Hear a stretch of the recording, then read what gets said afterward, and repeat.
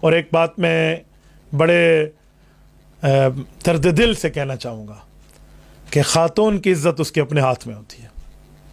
تو یہ بات یاد رکھنا کہ دنیا میں کسی دباؤ پر، دنیا میں کسی جوشیلے معاملات میں، دنیا میں کوئی ایسا غلط فیصلہ نہ لے لیں آپ کہ جو فیصلہ آپ کو کل شرمندہ کر دے.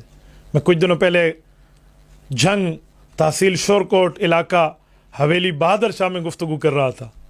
ایک پرچی آئی مجھے، انہوں نے کہا جی ایک عورت کہتی ہے، سوال ہے کہ اگر میں بھاگ کے گھر سے شادی کر لوں تو کیا میرا نکاح ہو جائے گا؟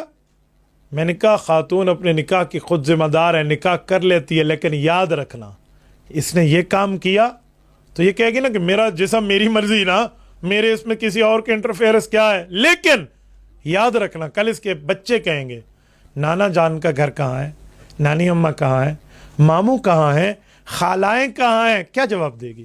اور یاد رکھنا آج اس خاتون نے یہ نامراد کام کیا ہے، یہ کل اس کی بیٹی بھی یہی کرے گی تو پھر اس کے سارا ہوگا معاملہ. تو اس طرح کے داغداری کے معاملات نہ لے جائیں، اس طرح کے معاملات سامنے نہ آنے دینا. اپنے ماں کی مان کو قائم رکھنا، اپنے بھائی کے مان کو قائم رکھنا، اپنے والد کی عزت کو برقرار رکھنا، اپنے خاندان کے معاشرے کو برقرار رکھنا. یہ بات ذہن میں رکھنا. یقین مانیں آپ کی عزت آپ کے ہاتھ کے معاملات میں ہے.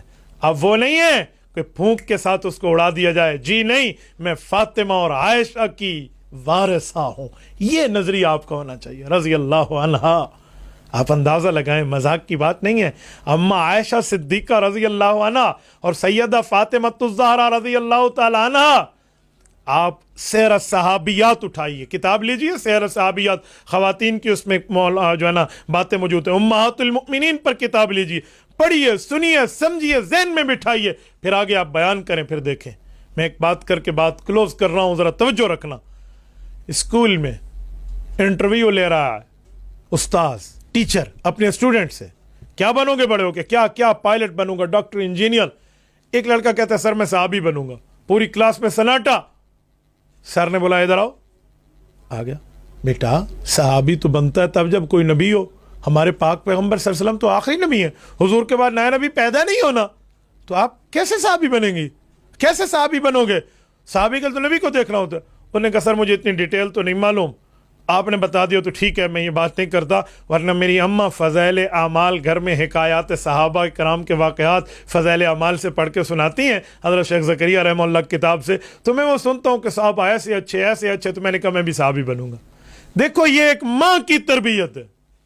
تو اس لیے ذہن میں رکھنا